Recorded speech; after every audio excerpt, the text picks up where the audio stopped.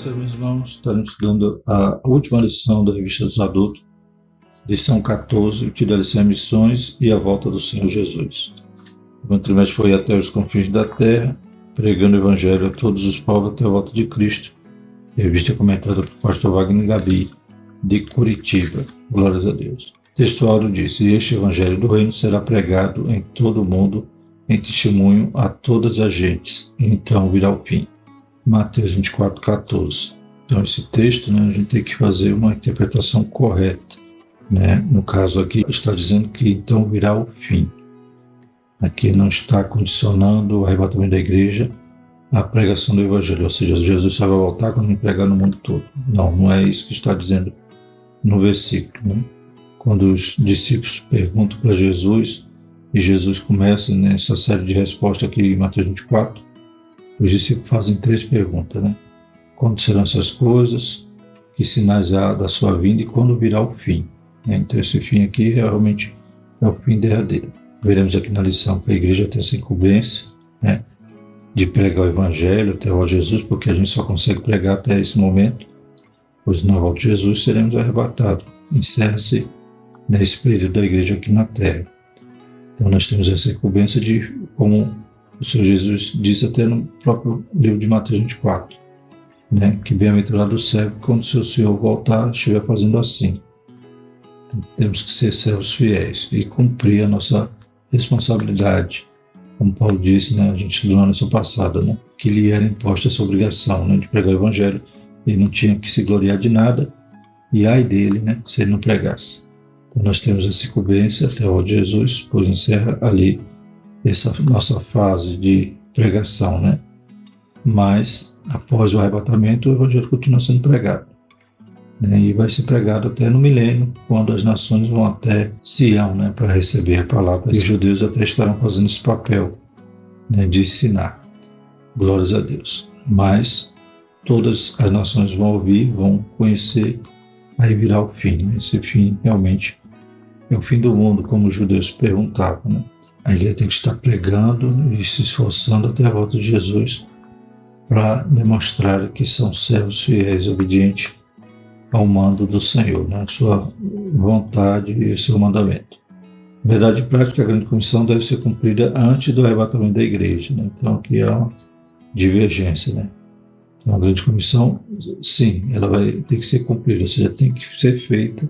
Então temos que fazer enquanto é dia, mas ela não condiciona o arrebatamento da igreja.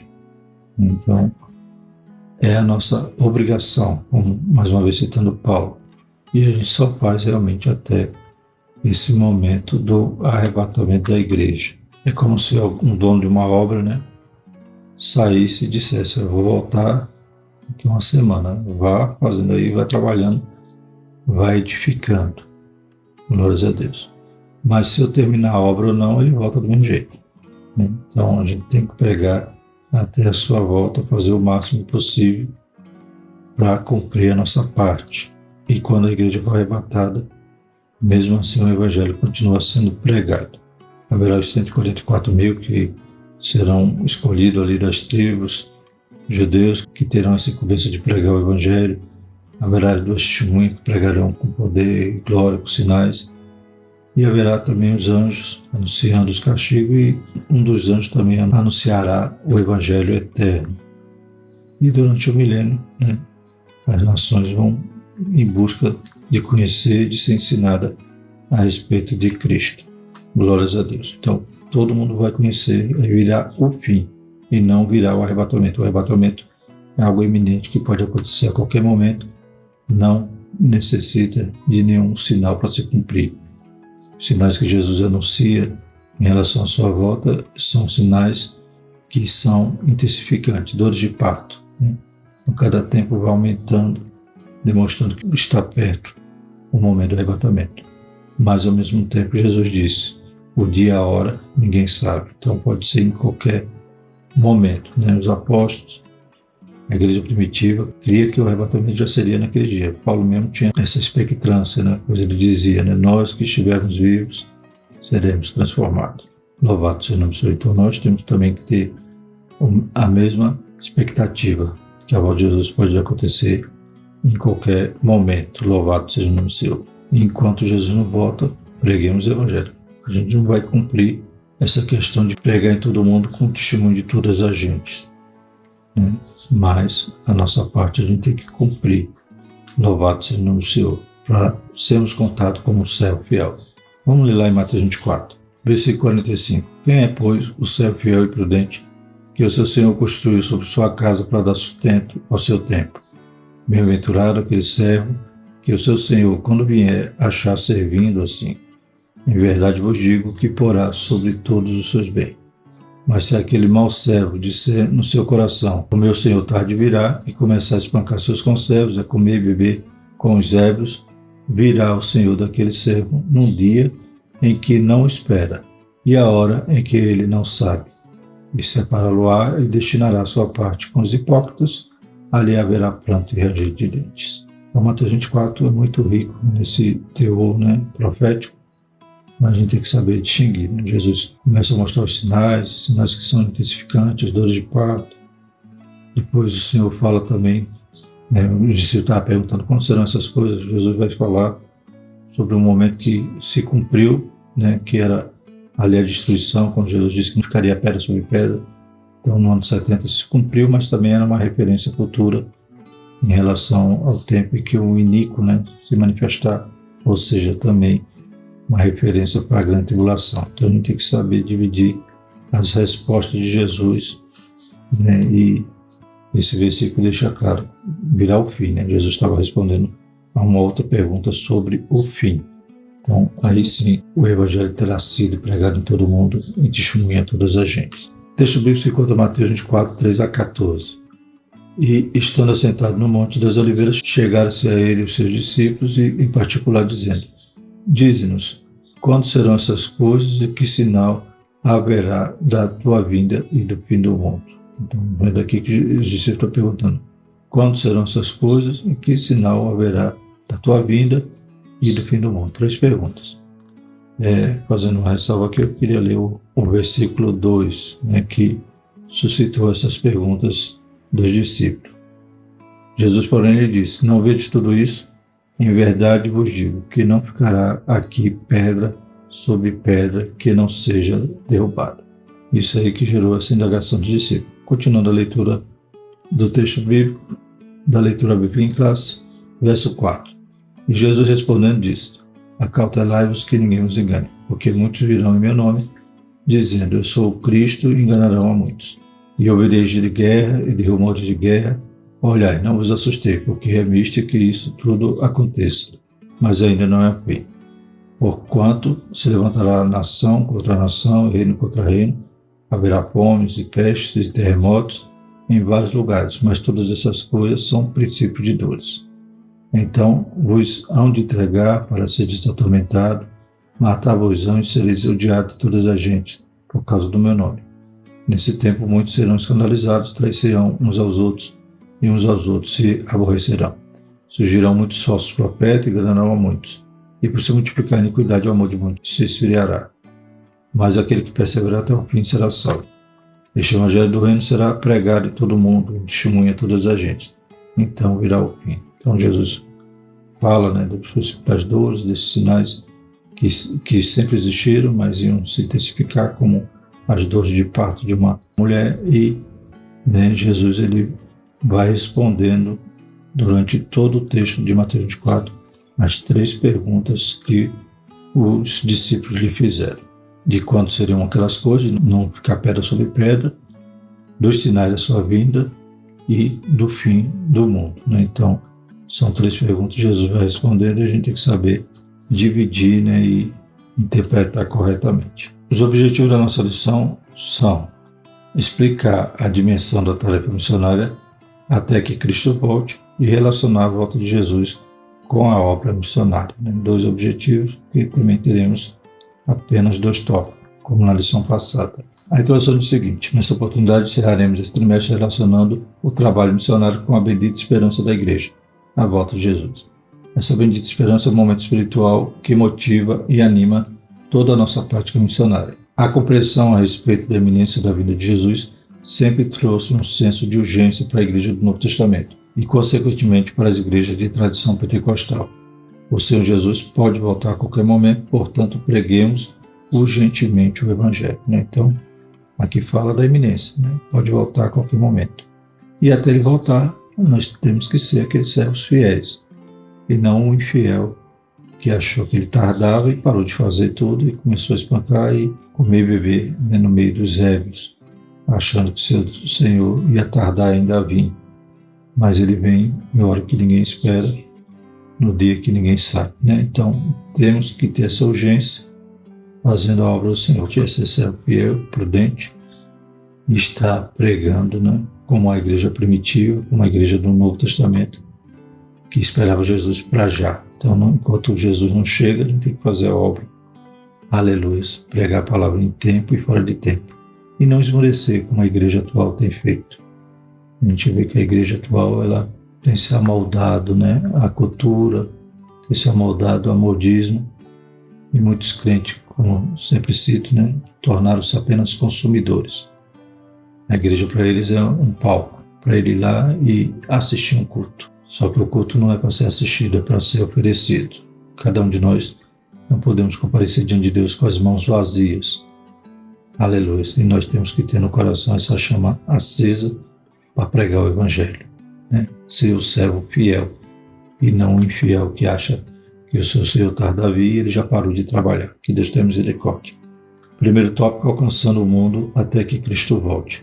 Primeiro subtópico, e este Evangelho do Reino será pregado. O texto de Mateus 24,14 afirma que o fim virá somente depois que o Evangelho do Reino tiver sido pregado em todo o mundo. O fim, e não o arrebatamento. O arrebatamento é a qualquer momento. Basicamente, esse Evangelho do Reino é a mensagem do Novo Testamento a respeito do perdão, da nova vida em Jesus, como realidade disponíveis na morte e ressurreição do nosso Senhor. Como podemos ver no comentário da Bíblia do Instituto Pentecostal, aqui somente Deus sabe o tempo em que a tarefa da evangelização será finalizada, conforme os seus desígnios. Até isto ocorrer, a Igreja de Jesus deve transmitir o Evangelho de Cristo a todas as pessoas até que ele volte para arrebatar a sua Igreja. Em 1 Tessalonicenses 4:13-17. Salvando aqui que essa tarefa da evangelização da Igreja ela se encerra no momento do arrebatamento. Mas a evangelização ainda haverá. Como já falamos, os 144 mil que aparecem ali em Apocalipse, judeus, 12 mil de cada tribo, serão escolhidos para esse propósito.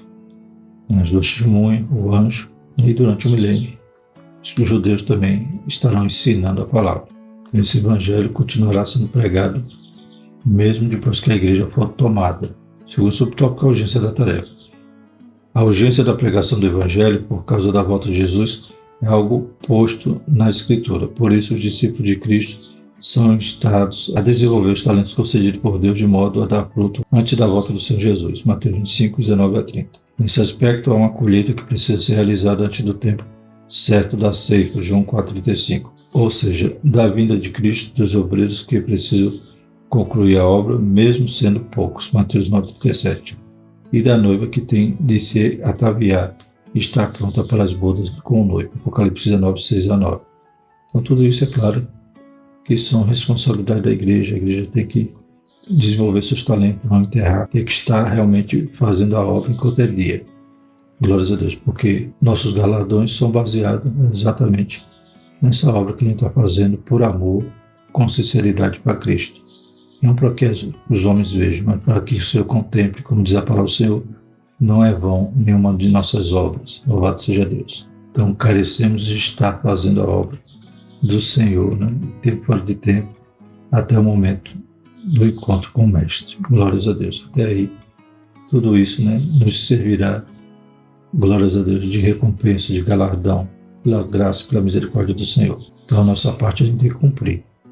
Nossa parte é continuar pregando no Senhor, fazendo missões, alcançando todas as nações. Mas nós não podemos condicionar a volta de Cristo às nossas realizações. Pelo contrário, a gente sabe que a cada tempo o amor de muitos se esfria. Então, que Deus tenha misericórdia.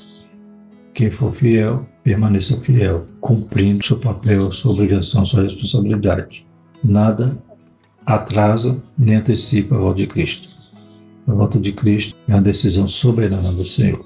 né? Como citei um exemplo no início, com o dono de uma obra sair e dizer, trabalha aí, né? Conclua isso aí, né? Que eu volto tal dia. Mas se eu concluir ou não, ele vai voltar. Então, que Deus tenha misericórdia de nós, que possamos ser fiéis e estar mudante e constante na obra do Senhor. Louvado seja Deus. E durante a tribulação, como já falamos, vai haver a pregação ainda do Evangelho e os próprios sinais, os juízos de Deus também, já é Deus tendo misericórdia, anunciando, né? Como ele fazia com Israel. O Senhor castigou, levou para o cativeiro, tudo ali era a misericórdia do Senhor, ainda para que o povo se arrependesse, né? A gente vê que muitos ainda vão escarnecer, ainda vão zombar de Deus ou xingar a Deus durante os castigos que sofrerão na tribulação. Mas também haverá uma multidão de salvos. E até, né, esse período é um período de misericórdia, um período de dor, de sofrimento, mas é ainda assim os anjos anunciando ali o que adivinha, as trombetas sendo tocadas, os cálices sendo derramados. Mas mesmo assim Deus ainda salvando e ainda havendo evangelização na terra. Glórias a Deus. Mas isso é para quem ficar, né? A igreja do Senhor se prepare e pregue a palavra até a volta de Cristo.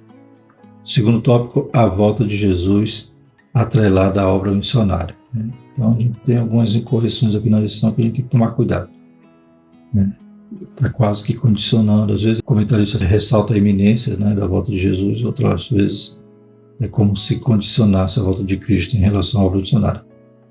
A obra missionária tem que ser feita em tempo fora de tempo, até o tempo que nós tivermos para fazê-la aqui na terra, mas não está condicionando a volta dele, o que nós fizemos ou não fizemos. Primeiro subtópico, a relação da volta de Jesus e missões. A volta de Jesus Cristo, sem sombra de dúvida, está ligada à obra missionária, como afirmava o grande evangelista Billy Graham. De acordo com Mateus 24,14, Deus ligou a segunda vinda de Cristo ao sucesso da evangelização mundial, né? Então, com ressalva, né?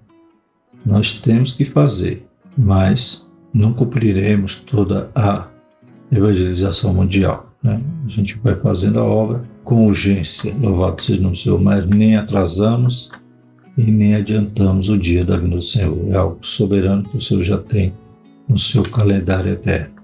Nesse sentido, os cristãos devem trabalhar pela salvação das almas dos homens com todas as suas forças. Para esse serviço, temos a cooperação do Espírito Santo e a vontade de Deus, que não deseja que ninguém pereça. Segundo Pedro 3,9.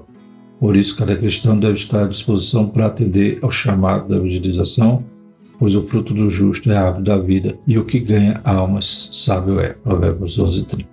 É claro que o Senhor coopera de forma poderosa nesta obra, né? A gente vê os sinais evidentes, os sinais, né, abundantes nos lugares que há mais perseguição, né?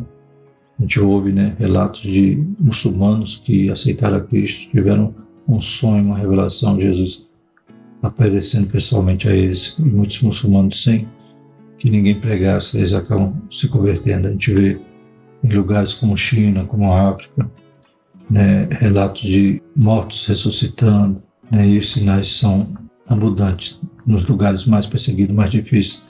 O Senhor está ali, né, cooperando, os sinais seguindo os que creem. Segundo subtópico, o chamado para a igreja. As palavras do apóstolo João podem ser aplicadas à igreja atual. O tempo está próximo, Apocalipse 1:3.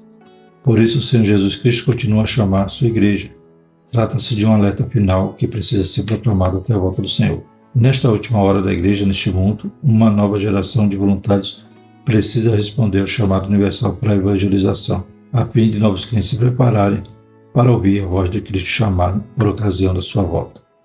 Aproveitemos, portanto, os meios odiernos, né, ou modernos de grande avanço tecnológico que possibilita a Igreja de Jesus Cristo comunicar o Evangelho a toda a raça humana.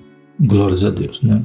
Então nós precisamos estar como atalaia, né, avisando, né, que o dia do Senhor se aproxima, que é necessário que as pessoas se convertam e fazer como a parábola, né, da vinha daquele Senhor que ia chamando, né, de hora em hora, encontrava aqueles homens ociosos na praça.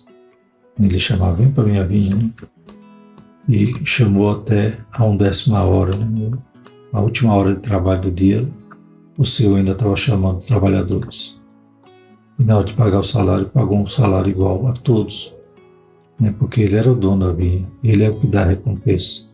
Nós não podemos achar que anos de crente nos gera, né, uma posição privilegiada diante do Senhor, mas aquele que está servindo ao Senhor sendo fiel, esse sim tem agradado, né? Tem feito o que é bom e reto aos olhos do Senhor, também será recompensado igualmente. Louvado seja Deus. Então, embora essa lição haja essas controvérsias, né, em relação ao comentário, a gente percebe também que serve para continuar nos despertando e também desfazer, né, o pensamento de que não, todo mundo tem que ser evangelizado para Jesus voltar. E a gente até atrelava isso, né, como falou aqui, dos meios tecnológicos, né, a gente até pensava assim, não, antes de Jesus voltar vai acontecer uma transmissão mundial na internet, na TV, vai aparecer no celular todo mundo e todo mundo vai ser evangelizado na hora e Jesus volta. Não.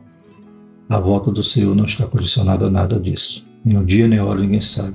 E trabalhemos até a volta dele, para que quando ele chegar, nos encontremos como servos fiéis. Amém?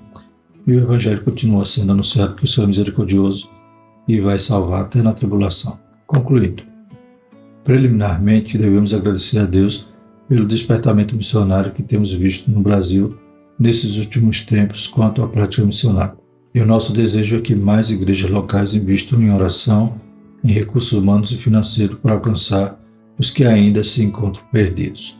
Vivemos os últimos dias da igreja no mundo e por isso essa obra é urgente. Que o Espírito Santo continue despertando a igreja nesses últimos dias que antecedem a volta do Senhor Jesus Cristo para arrebatá-la. Amém? Louvado seja o Senhor para todo sempre.